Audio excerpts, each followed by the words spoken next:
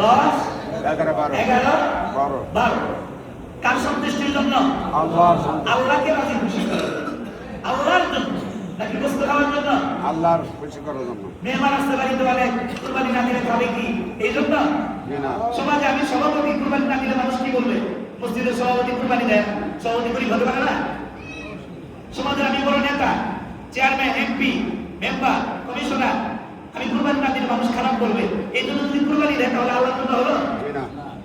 এটা কুরবানি হবে না। আল্লাহ সন্তুষ্টির জন্য কুরবানি দিতে হবে। নির্দিষ্ট পশুকে মুরগি জবাই করে কুরবানি হবে?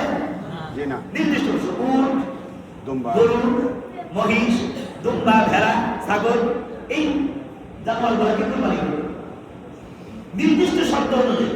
শর্ত আছে, ছাগলের বয়স 1 বছর হতে হবে, এক বছর। ভেড়া আছে না, ভেড়া যদি 6 মাসের হয়, দেখতে 1 বছরের মতো মনে হয়, এটা দিয়ে হুজুর। গরু 2 বছর আর উট 5 বছর হইতে হবে, এই নির্দিষ্ট শর্ত অনুযায়ী। মহিষ ওই গরুর হিসাবে, এই হিসাবে এই সমস্ত জন্তুকে এই সমস্ত শর্ত অনুযায়ী জবাই করাকে কি বলা হবে? বলে কুরবানি বলা হবে। এবং কেউ যদি জিলহজ মাসের 10, 11, 12 এই তারিখে কুরবানি না করে অন্য দিন করে কুরবানি হবে? চলে বলেন কুরবানি হবে না? কুরবানি হবে।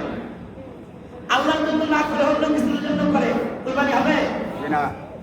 এই নির্দিষ্ট পশুকে না করে, নির্দিষ্ট শর্ত অনুযায়ী না করে, তাহলে কুরবানি হবে না? কুরবানি। এর আশা করি আমি বুঝাইতে পারলাম যে পরিভাষায় কুরবানি কাকে বলা হয়। বলে জিলহজ মাসে 10, 11, 12 তারিখে আল্লাহ সন্তুষ্টির জন্য নির্দিষ্ট পশুকে নির্দিষ্ট শর্ত অনুযায়ী জবাই করাকে কি বলা হয়? কুরবানি। কুরবানি। এই জন্য এই বিষয়টা মনে রাখেন। তাহলে কুরবানি কে কে দিবে? আল্লাহ কাকে কুরবানি দিতে বলবে জানা দরকার না?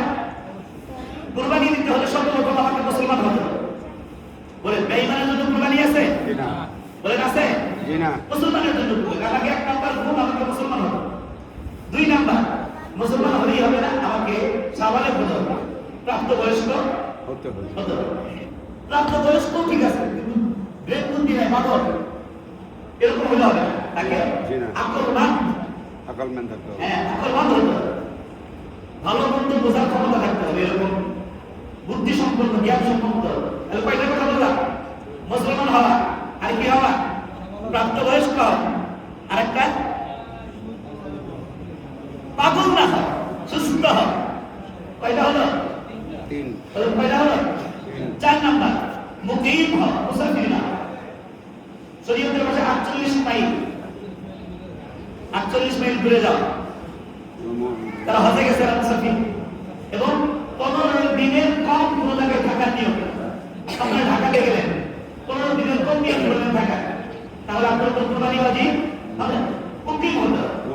হ্যাঁ, কোনো মুকিম মুসাফির যদি কুরবানি করে নফল হিসাবে সেটা তার পক্ষ থেকে আদায় হবে, কিন্তু ওয়াজিব কি না? ওয়াজিব না, ওয়াজিব নফল। আরেকটা হলো নিসাবের মালিক হওয়া, এই পরিমাণ সম্পদের মালিক হওয়া।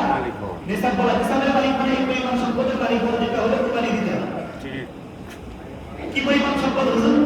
শরীয়তের পরিভাষায় 7.5 ভরি স্বর্ণ, অথবা 52 ভরি রূপা, অথবা এই পরিমাণ অর্থের মালিক।